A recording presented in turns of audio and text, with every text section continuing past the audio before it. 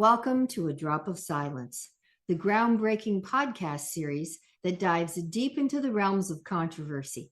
Join us as we bring special guests who share their extraordinary experiences and offer unparalleled insight into history, today's news headlines, and the future.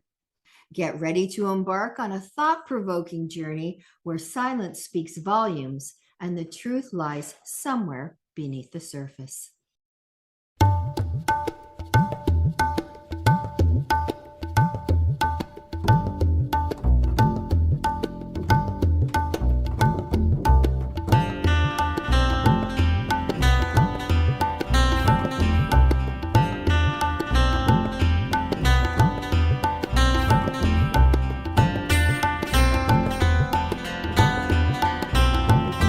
What time will it be when war is no more? When bullets are melted and the warships moor? I chose my next guest, Leslie McGraw, to come onto the show because she's probably one of the most determined, fierce, intelligent women I've ever met. And she has had some really hard knocks in her life. She's a single mom and she's amazing at it, but she's also got degrees up the wazoo. And she's got all sorts of organizations that she's created so that people who are in her position or people who need help can go there and she's there for them. And the other more important thing, I think, is that after all these years, she had a great uncle that she's going to talk about who died in 1940 because he was from the South and he was trying to enable Black people to be able to vote, which is just a basic right. And they hung him. And she didn't know about him until about 4 years ago when they were knocking down some law office or something, and they found archives, and in it was a will. And they contacted her, and she went, "Oh my God, I have this great uncle who's this amazing man." So I thought people have to hear this story. First of all, it's horrifying that they killed this man just because he was standing up for rights and trying to get other people to be able to practice their rights. And just that she's such an incredible human being. And I'm so glad she's part of my life. So hello, everybody. This is Pam Goldstein, and I am your host of this next podcast, A Drop of Silence. In this podcast, I am introducing you to Leslie McGraw, a good friend, a fantastic writer, and one of the busiest people I've ever met on the face of the earth. And she is a poet, an activist. She merges poetry and digital media for creative expression and social change. She owns Let's Go Social Media Marketing and Training and is involved in social justice, a lot of social justice. I love listening to Leslie talk about these subjects and socio-political organizations. She founded the Albert Williams Voting Corner in 2022.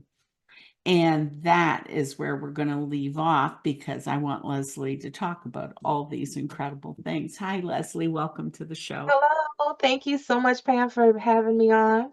Oh, it's just, you are so impressive. When you put everything that you do and have done and are about to do on paper, it's like, oh my God, I feel like such an inept person standing next to you. It's amazing. So let's talk about Let's Go Social Media Marketing and Training first before we get into Albert Williams, which I think is such an incredible story. But let's talk about Let's Go Social Media Marketing and Training first. Thank you. So when I started Let's Go Social, I actually was still working in higher education. And I was working on a grant and I was like moonlighting. I had a couple of gigs and I also was a stringer, which is basically all the top journalists have like a stringer to go to things they don't want to. And so I would do that. And a lot of blogging, and I want to do some lifestyle stuff, and I've done some training. So it was more like to bring all of those things together. And through Heritage Media, which is where I did an internship to like get caught up on the new journalistic styles at the time, we had training, and also through Gather News, which is an online content at the time. I had training in social media, and I just loved how for me, it seemed to level the playing field a little bit on how content is distributed and disseminated, especially with among people who have sometimes been left out or misrepresented in media. Okay, well, So, let's talk about that for a minute because that's a big thing. That's a big thing for me, and it's a big thing for you. What exactly do you mean by that? so I don't like the term minority, but for the purposes in the United States, Black people are a minority.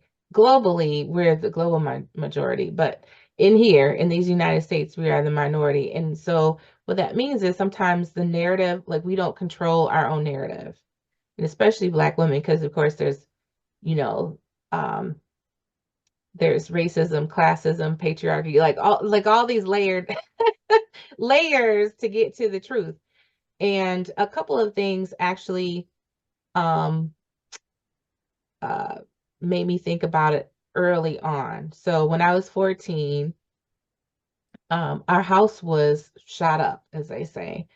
Um, and I was quiet as a kid. You wouldn't believe it now, but I was quiet as a kid. I didn't really have that many friends. So I didn't have anybody that knew me enough to hate me enough.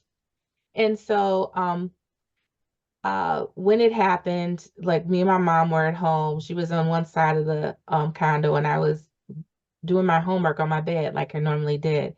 And I felt a chill. So I went to the next room, and after I felt that, I went to my mom's room and got her sweater, which I was sneaking because she told me stay out of her closet. And so when I was coming back, all of these gunshots rang through my bedroom. Wow. And being 14 and, dumb, I went right to the window so I could see who was shooting. Makes perfect sense, right? I can smell the smoke, everything. I go to the window, and I saw two white men, and one had like a strap, like on a movie, and they were laughing, walking. They weren't running. It was in the car. They were walking and laughing. So, I don't know if they got the wrong house. It was a hit. I don't know what. I still don't know what happened. But the police came, and I described what I had seen and everything. And I saw one was standing up talking, and the other one was sitting down writing. And while my mom was talking, I moved myself around on the couch so I could see what he was writing, and he was doodling. Oh, wow. The police officer was doodling. He was not listening. He was not taking notes. And in the newspaper, they wrote, "Random shooting, no one at home." Oh my God. And that stuck with me. I'm like, because, I grew up in Ann Arbor, and everything's supposed to be like, we have the high moral ground, and, it's a college town. And I just thought things were more fair than that. And they just like discredited the whole thing. And it's something about the idea of nobody at home just really hit me the wrong way. I felt like, wow, I'm just nobody. Like if they had killed me, they would have just said random shooting, one dead. You know what I'm saying? That's how I thought about it. And so after that, I had a little bit of cynicism when I saw the news. I never knew if I was getting the whole story. And Yeah. unfortunately, that cynicism was warranted as I learned more. So anyway, so when I think about social media and citizens journalism and blogging and advocacy blogging, that is like, something I was really interested. But I was told by some professionals that were in social media and in small business development when I first started, that's something, you can do down the road. But if you want a for-profit business, you need to be, working with businesses, and it needs to be more professional. And you know what I'm saying? Like that's Yeah. more a nonprofit area. And I didn't really believe that, but they were the experts. So for a long time, anything I did around social justice or poetry, I kept it separate from my business, Let's Go Social Media Marketing and Training. And so, I did conferences, I, spoke at and everything, but I always kept this separate part of me separate. And in 2021, everything came to a head because I tried to do what's called a triple launch, like to have 3 separate businesses start at the same time. And I crashed because there's not triple of Leslie, right? Mhm. Yeah. So now I just have these things as sort of divisions because it's still similar issues. Like when you look at Pew data for some of the reasons why Black Americans are disenfranchised from the voting process, media is the first thing that comes up. Yeah. They don't believe what they're learning from the media. It's a cynicism. You know what I'm Yeah. saying? Isn't that So, interesting? It's the same for Jews too. mhm. Same for Jews. And we're a minority. What a coincidence. Yeah, that's just it's just a horrifying story. Our I stories I just get gobbled up inside of a larger narrative. yeah. I don't think it, people are like, I don't think it's some huge plot. I think it just happens. So I want to So fight. then tell me about the Albert Williams voting corner. So, Albert Williams was my great grand uncle. I learned about him the first time when I was 9 years old from my grandmother. So I was very close to my grandmother. She passed away in April of 2020, but all up until then, you know, I could get whatever I wanted, basically. I was spoiled. That's what grandmothers are for. Yeah. My And grandkids say the same thing. so I was just thinking about my birthday. I just had a birthday. I was like, dang, I wish I had somebody just call and say what I wanted to be cooked. Yeah. Yeah. Um, Anywho, so when I was 9, we were watching Little House on the Prairie. That was our like connection of how she would share stories of her childhood. She felt like a kinship with Laura Ingalls on the show. And so this particular episode, they were I think it was an uncle came to town. It was something happening. Some family was in town, and she said something about Uncle Albert. And I was like, Uncle Albert? Who is that? Like I had a lot. I grew up with 12 uncles, 14 aunties. I had a big family coming up. But I never heard of Uncle Albert. She was like, that was my uncle. And then she just breezed over. And I was like, well, what happened to him? I never heard his name. She said, yeah, he died.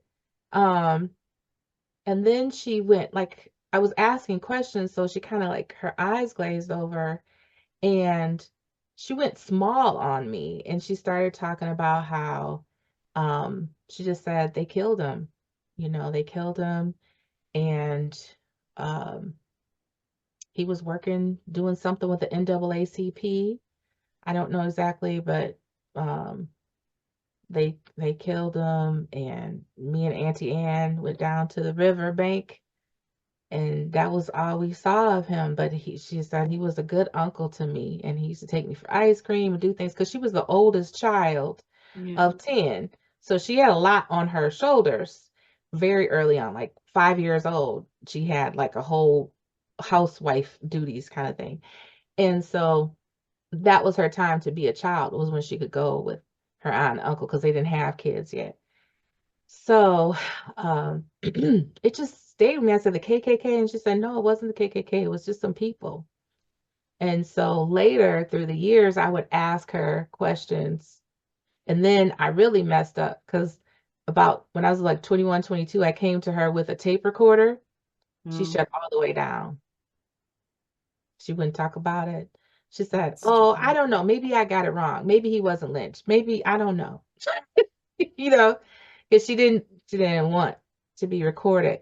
And part of me thinks it's because she didn't want to think about it, but part of it I think is she was still traumatized. She still thought, something could happen to her. And so in 2015, on January 17th, 2015, I got this packet from FedEx, and it was from a cold case investigative lawyer, Jim Emerson out of Tennessee.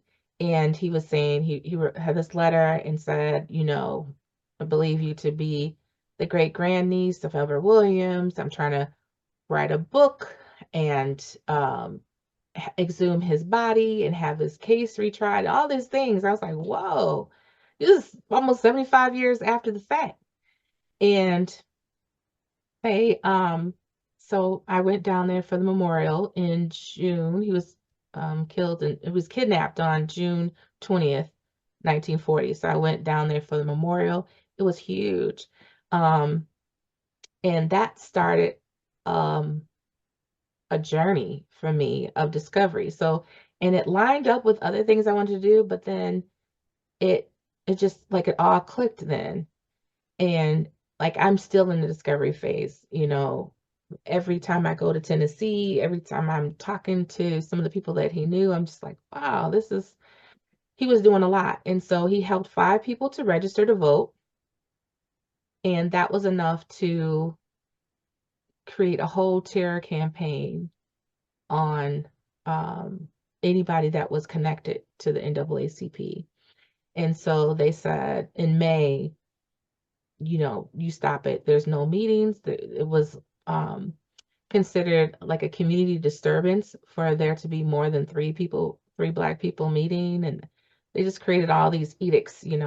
And so he was caught talking about having a private meeting. Someone overheard him at the store. And so the sheriff-elect, a police officer, the president of the local chamber of commerce, and the manager at the Coca-Cola bottling company all came to his house. But the sheriff was the one who came to the door. So I found out now why he was so willing and so okay to come out to see him and I just found this out last year. It's because they knew the sheriff very well. Like he had been a friend to the family. Hmm. So, so his wife said, do you need him? It's like 10:30 at night, which is past curfew because Black people were supposed to be in the house by 10:30 or else they could get in trouble. And so they pulled him out, they took him for questioning, and he was released and then lynched at the riverbank. And my grandma was 9 when this happened. There's a 9-year-old white boy who does not want to, he's still alive.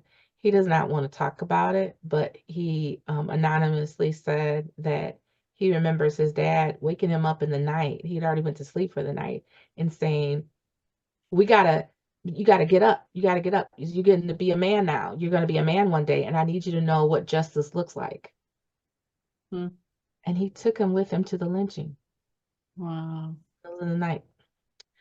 And so anyway, so that was how things started. But then I wasn't prepared. I was like getting sought out by, I was on NPR and the radio and talk stations down there and stuff. There was a lot going on, and I really didn't even know enough to speak, all the different going ons. But I, just shared what I did know.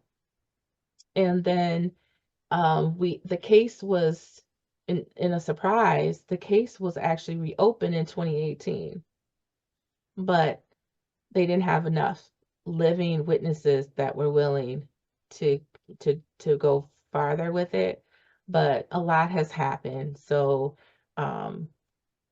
we were able to, me and my daughter went down. I don't think she was 2 at the time yet, but she went with me to testify for the Tennessee legislature, and she cut up in the audience, so I had to have her like literally in my arms while telling this whole story. And then she was just fine, when I did that. And so a couple things happened. So some of the representatives down there that were part of this committee, both Democrat, Republican, Independent, they were all wanting to know more. And several of them said, you need to write your own story. Understand what the lawyer is going to do. He's supposed to be writing a book. You need to write this down, write your family's, Yeah. how this has impacted your family. Because, our family was made into refugees after he was killed.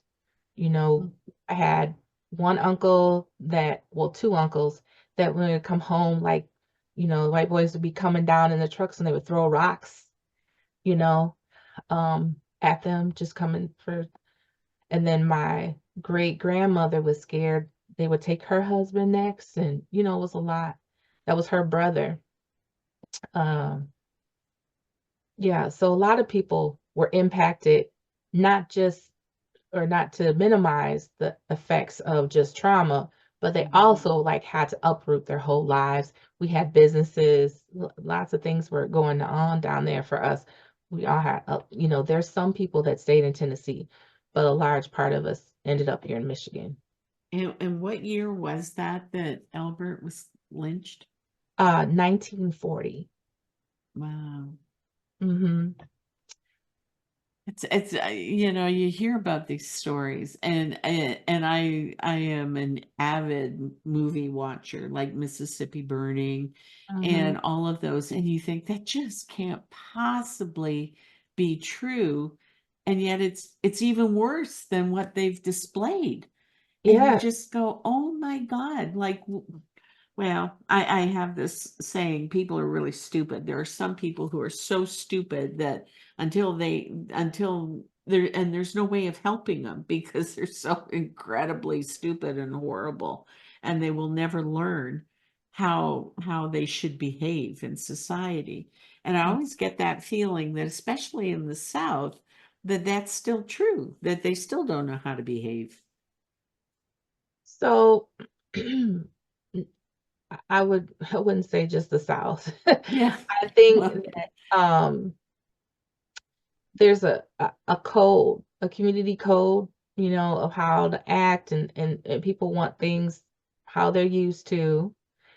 And so there were Black and white folks living in harmony. I mean, not for real, but you know what I'm saying? Like they were they get along. they were segregated, but they were getting along until this happened, because the idea they thought already with the New Deal and with different jobs that were created from the federal government that were actually saying, well, there's 89% population in that county is Black. You should have at least one Black government worker. Like they were getting pressure and stuff. So they were scared. People were poor. I mean, there was a lot of poverty going on, white and Black. And so this idea of scarcity, like there won't be enough if we let all these Black folks, and he was, in some ways, he represented a new generation. Like he was 31. Most of the family prior to his generation had been sharecroppers. They're still from slavery. They're still there. Yeah. So they've been sharecroppers, ruining the land, that kind of thing. And he worked at the laundromat, which was Sunshine Laundry, which was more like what we would consider dry cleaners. And he was the fireman. So he get, nicer clothes and be there first. He had a lot of responsibility. He had a house, him and his wife, between them, made $15 a week, which was a lot at the time, where they lived. So there was a level of jealousy there anyways. And like, maybe he's doing too much anyhow. And then there, it's like the perfect storm. And some people think that another catalyst was that night, was actually the Joe Louis fight. Oh, yeah. where he had the historic win against the White Russian. I think it was White Russian, but anyways, he defeated him, and so someone who was walking past the local watering hole said they overheard him saying, I you see all those lights? I bet you all those folks are over there. They think they're all that. You know what I'm saying? They think that they're winning over us. So there were groups of people that were pitted against each other. um and there was enough for everybody. There was enough. We just didn't know there was enough. And I think 1940 and 2022 was when I looked at stats, and a lot of things were very similar, 1940 and 2022. And that's, I think, what really came to mind about why I was thinking about the voting corner. Like there was 2% um, child or pediatricians were Black in 1940, and 2022 is 2.6. You know, it's like, no, there's a reason for all that too, right? So, but I was just looking at these stats. I'm like, wow, 1940 and 22, they're like It's nuts. twins, and that's Yeah, not saying much. I know. I Saying know. much. And I think it's still where the same fear place again. We're scared there won't be enough. There won't be enough oil. There won't be enough land. There won't be enough money. There won't be enough food. If we give a mom with 5 kids food stamps, then that's gonna cut from my money. I won't have enough food. You know what I'm saying? Yeah, and And it's we're not really even watching. palpable. It's Mhm. I have a friend in Colorado, and that's exactly what she says. She said, well, they ought to get an education, they ought to get better jobs, they ought to do this, they ought to do that. Why should I be responsible for feeding somebody who's struggling? Like, why is she a single mom? Why is he a single dad? I'm sitting thinking, what's wrong with you? Do you not see, like, can you not hear the hatred that's in your mouth? That, and I do not understand how people think like that. It's designed that way. I just feel like there are systems in place that make us enemies instead of neighbors. Yeah, So that caste systems. conversation, I hear that. I hear it from Black folks. Like, you know what I'm saying? Especially if they're kind of got a little money, like I'm paying taxes and they're eating off me, whatever. Not to mention that every, not some, every major grocery store has made record-breaking profits since the pandemic. Yeah, yeah, yeah. They're calling them food billionaires, the new food billionaires. Yeah, it's appalling to me. Caste systems. Every time I hear this, I go, caste systems. They're still in place, and Mhm. I don't know how we can break the caste systems so that we can start building a better society. But I think until we can break those caste systems, we're not going to get very far. Mhm. Yeah, and I feel a little bit more hopeful than that. And I think I feel that way is because I'm a new big age now, right? So I'm getting older, and I've been very intentional over the last 10 years, I would say, on building sister circles and community circles of people. And like we're I've met so many kind-hearted, trustworthy folks in and out of politics, in and out of community work, just really good people. And I see them showing up. Like, Yeah. you know, um, I see them showing up in ways that are more than a neighbor, more than a friend. You know what I'm saying? Like it's Mhm. real community. And so as long as we focus on, because there's more people like us than there are people that are hateful and Yeah. spiteful. Yeah. So we need to be, woke is now a bad word. So, but we need to be, let me say, awake. And Yeah. maybe Yeah. that's better. We need to stay awake. It's very easy to feel overwhelmed by what's all in the news. Like last night, 22 people were shot, one was That was dead. amazing. It's crazy. But I also watched the video and watched regular people, unarmed people, tackle that shooter. I watched that too. Yeah. I That watched wouldn't them. have happened 10 years ago. Yeah. So now you have a new project. Because you're probably one of the most hopeful people I've ever met. You really are. You have this incredible history with you with your great uncle. But you're still so hopeful and you still want to help everybody. So your new project is what shall we call it? A book. It's a book of Yes. hope. Yes. It's a book of how to be hopeful and functional in today's society. And who are you gearing that to? So, I'm gearing it towards people that are millennials and X, generation millennials and X. So the believe it or not, the youngest millennials, we've got them pared down as babies, but they're turning 30 next year. No, it's so scary, isn't it? Yeah. Oh God, Yeah. I can't handle it. Our babies are turning 30 next year. So Jeez.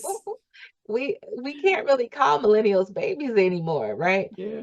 And I know that probably from around 30, 31 till probably, believe it or not, the pandemic is what helped put things in perspective to me.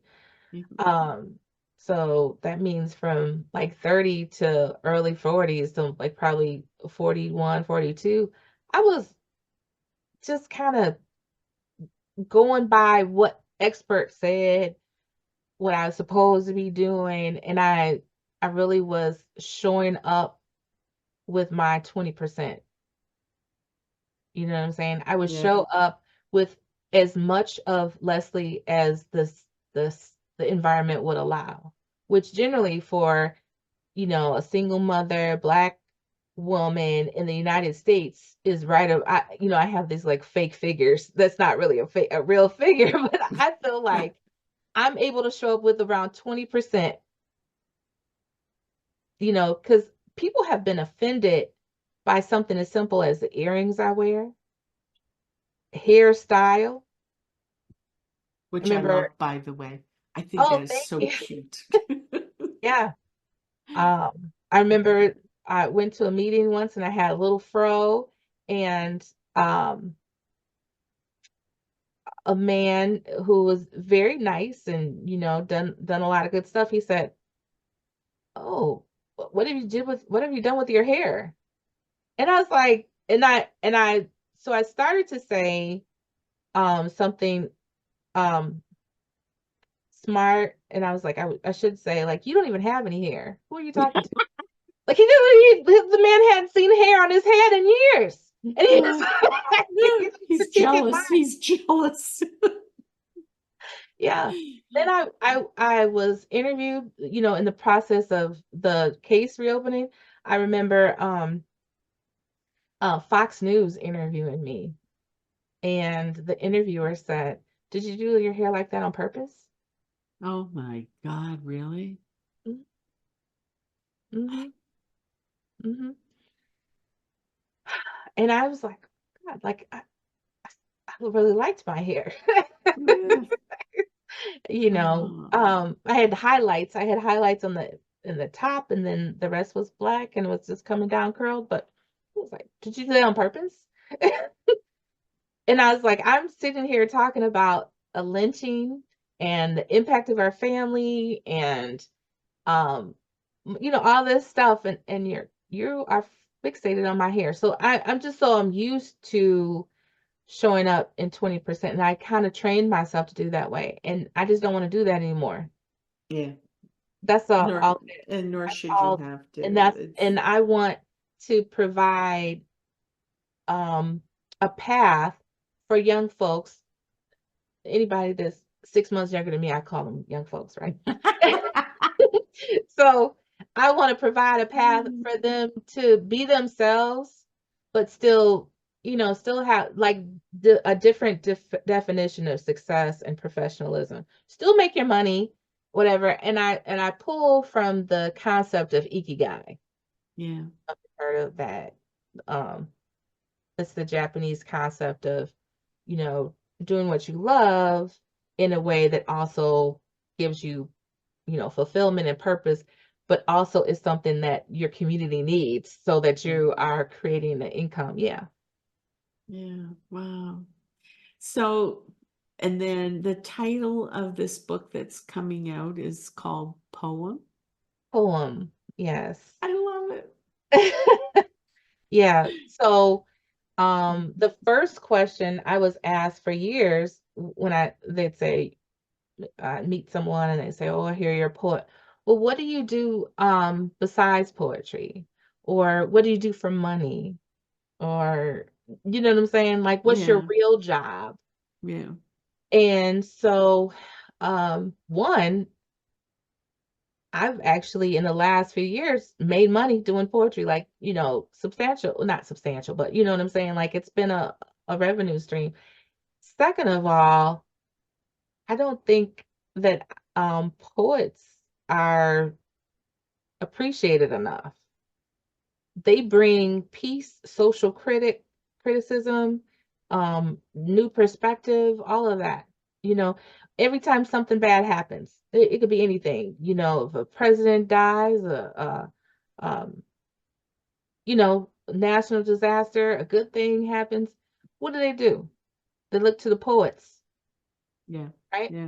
But Exactly. then, and still they're treated like they're not, it's not a real thing. So, I came up with the concept poem when I was like 21. I was in the Business Professionals of America, which is like a training program for like undergrads. And so I made the local, state, and national, but the national I didn't win in this category, but it was plan, organize, evaluate, and make it happen. And so the idea is to not start from what's possible, but to start dream higher and start from what's impossible. So you Yeah. start from there and then you bring it in skinny. Because when you start with what's possible, you start so skinny that you're not able to be your full creative self. You're not able to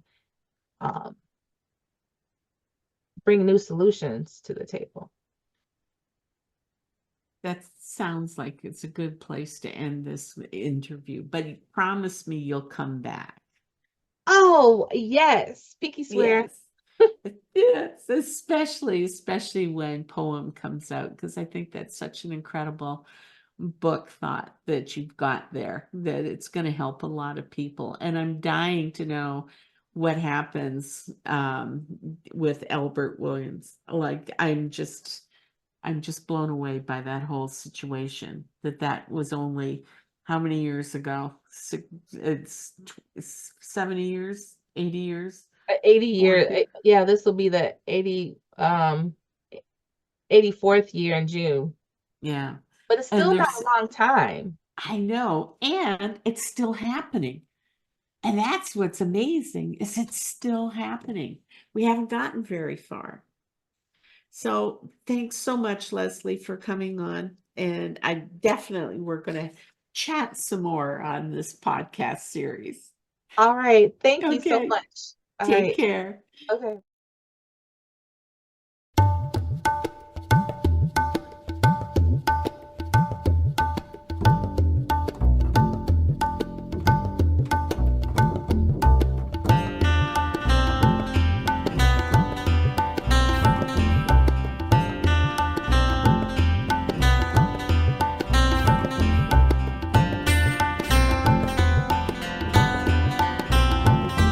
What time will it be when war is no more? When bullets are melted and the warships moor? This podcast is brought to you by Unbreakable Bindings Publishing Company. Executive produced by Lori Baldassi, produced by Ryan Richardson, hosted by Pam Goldstein.